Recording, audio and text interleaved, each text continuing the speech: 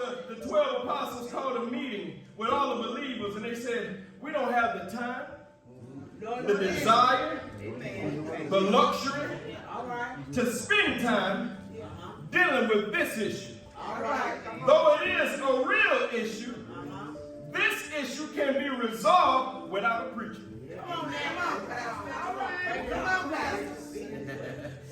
Oh my God, how much the church would grow once it realizes that a preacher cannot resolve all your issues.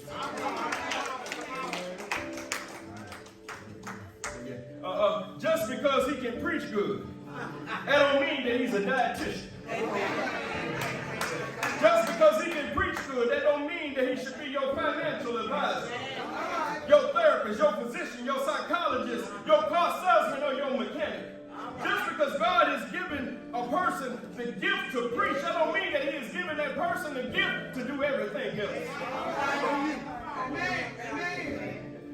Just because he can preach good, that don't mean that he's qualified to resolve all of your issues. And I believe that that's why some issues go unresolved in the church. Because we're living in a time where preachers are trying to fix stuff that they cannot fix. And when the people realize that the preacher cannot fix it, then they get mad at God for the preacher not being able to fix something that he should have never been trying to fix in the first place. Yeah, the apostles, y'all, they had enough sense to know God has called me to preach, not to fix. Come on. He called me to preach, not to fix. I can't fix what's in you because I'm having a hard time trying to fix what's going on in me. As a matter of fact, the same word that I'm preaching to you, I gotta take notes for myself, because not only did God give me a word to preach, but he also gave me a word to apply. Can I be the first to admit it? I don't know everything. And I do need some help sometimes. Look at your neighbor and tell him it's all right to get help sometimes. I remember, y'all, when I got married.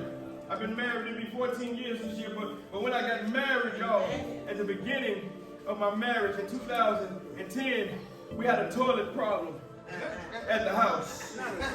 Not a toilet problem. And my mama said, let Earl come over and fix your toilet.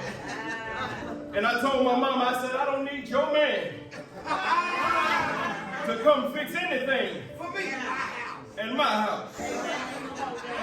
If something needs to be fixed in my house, I'm the man of my house. I'll fix my own toilet, mama.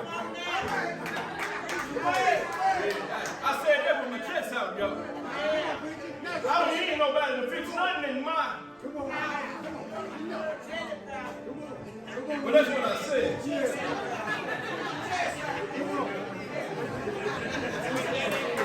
I'm glad God is not here.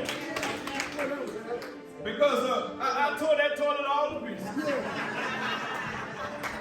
And I had to pick the phone back up and I said, Earl, can you come over here and help me fix my toilet? Here it is, y'all. Just because God blesses you in one area, that don't mean that you won't need help in other areas. God has a way of humbling you. As soon as you fix your mouth to say, I don't need nobody, God will put you in a situation where you don't need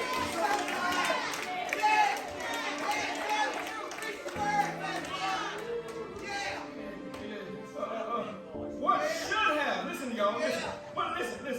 What should have cost me $50 to fix ended up costing me hundreds of dollars to fix because I turned down my help.